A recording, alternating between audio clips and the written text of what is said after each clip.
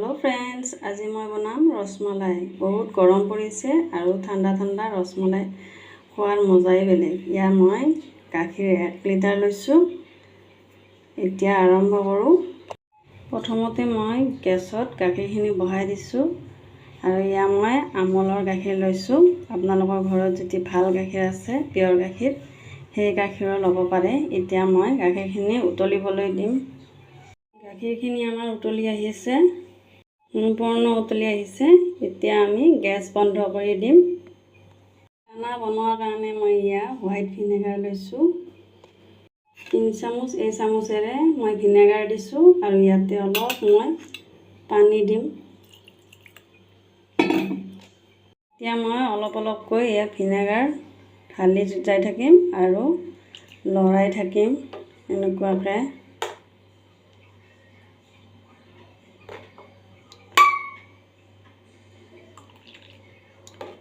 একেলগে গোটেই দিব নালাগে।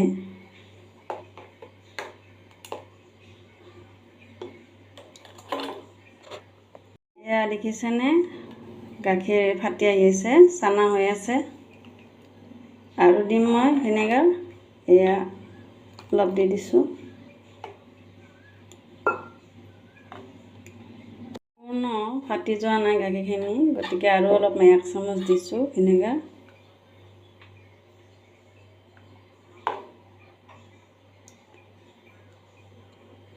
এয়া গাখীৰখিনি দেখিছেনে, পানী বেলেগ হৈছে, এয়া চানা সম্পূৰ্ণ চানা হৈ গৈছে আৰু হালধীয়া পানীটো ওলাইছে। ইয়া গাখীৰখিনি এতিয়া চাকি ল'ম। এনেকুৱা ধৰণৰ চাকনি এখন ল'ব। ইয়াৰ ওপৰত কটন কাপোৰ এখন দিছোঁ।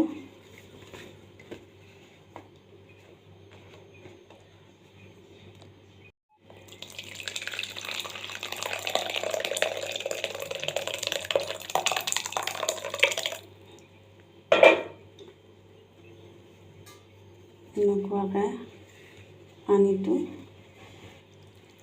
উলিয়াই ল'ব।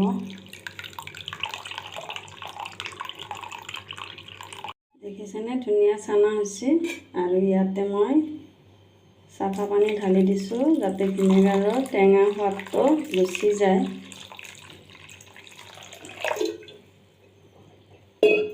যদি ভিনেগাৰ নাথাকে আপোনালোকৰ নেমু, ডাঙৰ নেমু এটাও ল'ব পাৰে। নেমুৰ ৰস কাটি দিলেই হ'ল।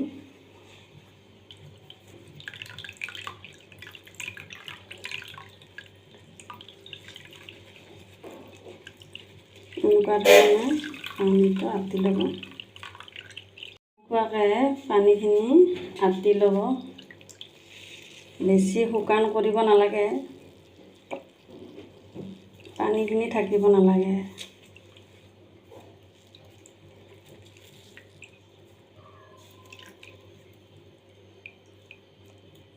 এনেকুৱা ধৰণৰ ডাঙৰ ভাৰী মানে গধুৰ কাঁহী ল'ব। ইয়াতে মই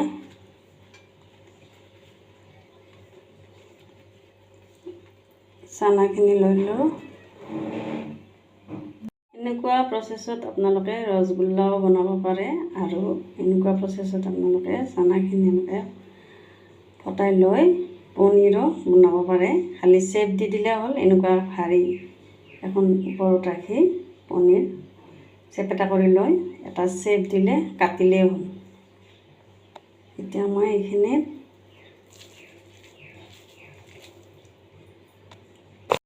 এইখিনি আমি মিহিন কৰি ল'ম।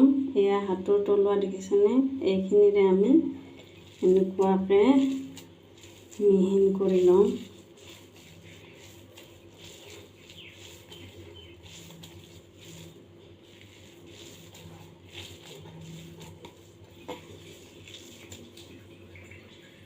এনেকুৱাকৈ আপোনালোকে যিমান মিহিন কৰি ল'ব সিমানে ৰসগোল্লাটো ভাল হ'ব আৰু ফাটাৰ চান্স নাথাকে।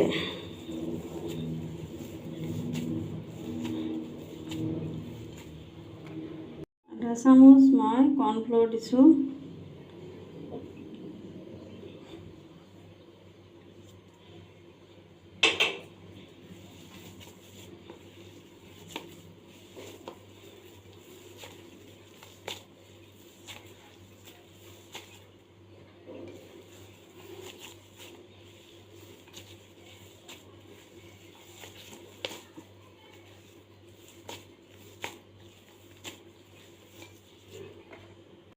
এনেকুৱাকৈ ভালদৰে মাৰি ল'ব।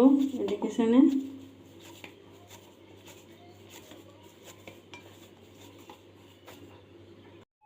এতিয়া এনেকুৱাকৈ সৰু সৰু কৰি লাডু বনাই ল'ব।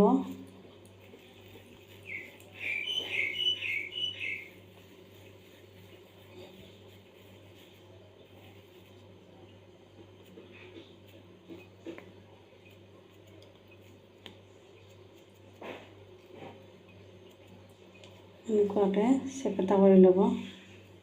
এনেকুৱা চেপ দিব।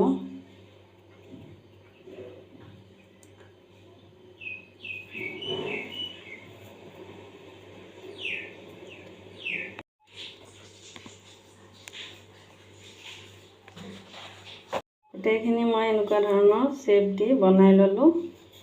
এয়া দেখিছেনে? এনেকুৱা ধৰণৰ বনাব, বেছি ভাল লাগে এনেকুৱা চেপ দিলে। এইখিনি বনোৱাৰ কাৰণে মই এখন কেৰাহী লৈছোঁ। ইয়াতে মই 2 গিলাচ পানী দিছোঁ।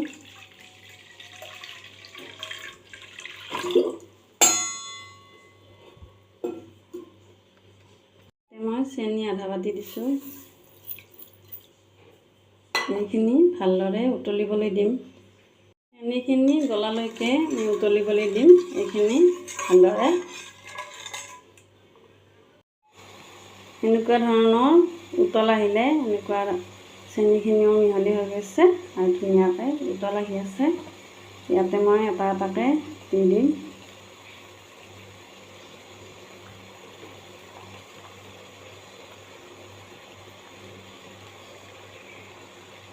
এনেকুৱা ধৰণে গেছ বেছি কৰি দি 10 মিনিটমান এনেকৈ উতলিব দিব ভালদৰে। এনেকুৱাকৈ 2 চাইড ওলটাই দিব।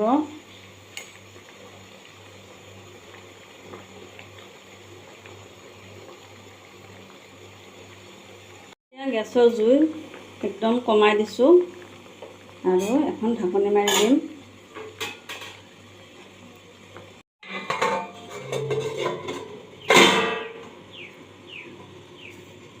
20 মিনিট আৰু ধুনীয়াকৈ হ'বলৈ দিম।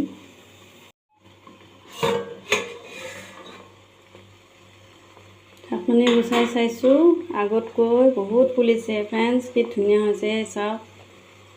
আগতকৈ বহুত ডাঙৰ চাইজ হৈছে। এনেকুৱাকৈ অলপ সময় আৰু আমি হ'বলৈ দিম। এয়া আমাৰ হৈ গৈছে। এতিয়া নমাই দিম। গাখীৰ লৈছোঁ মই কেৰাহী এখনত। ইয়াতে মই কেশৰ দি দিছোঁ।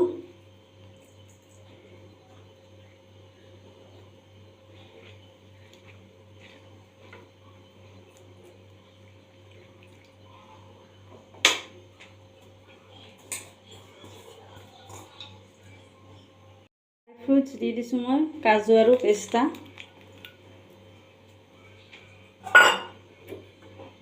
দেখিছেনে? কালাৰটো ধুনীয়া হৈ আহিছে।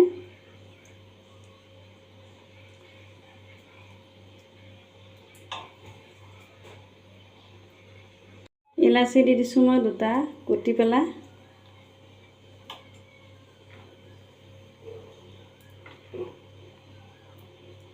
অলপ গাঢ়া কৰিব এনেকুৱাকৈ।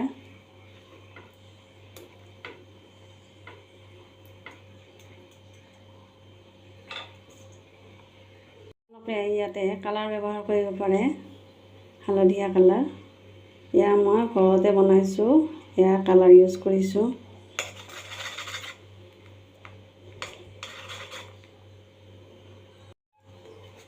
চেনি দিছোঁ মই আধা বাটি। আপোনালোকে যি হিচাপত মিঠা খায় সেই হিচাপত ল'ব।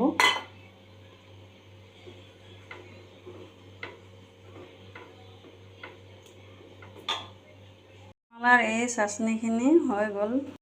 এইখিনি দেখিছেনে কি ধুনীয়া নৰম হৈছে।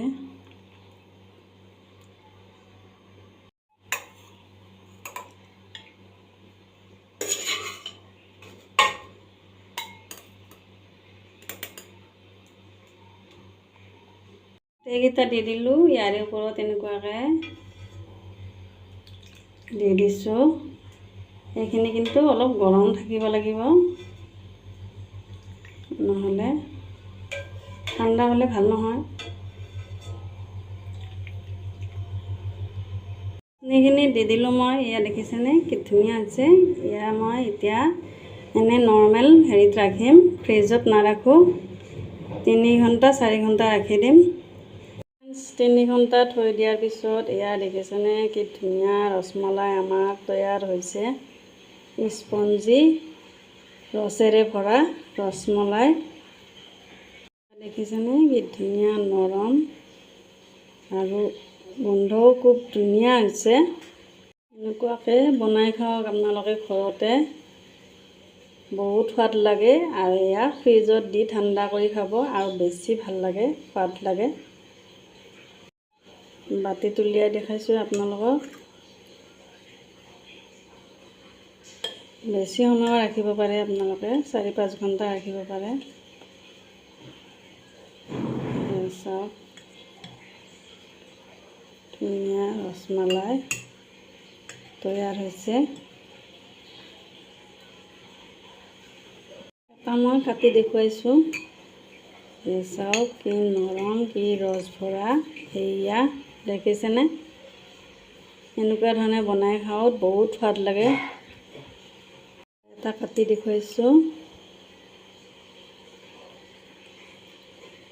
চাওক কি ধুনীয়া নৰম স্পঞ্জি। যদি ভিডিঅ'টো ভাল লাগে আপোনালোকৰ, তেতিয়াহ'লে এটা লাইক কৰিব আৰু মোৰ চেনেলটো ছাবস্ক্ৰাইব কৰিব। Thank U.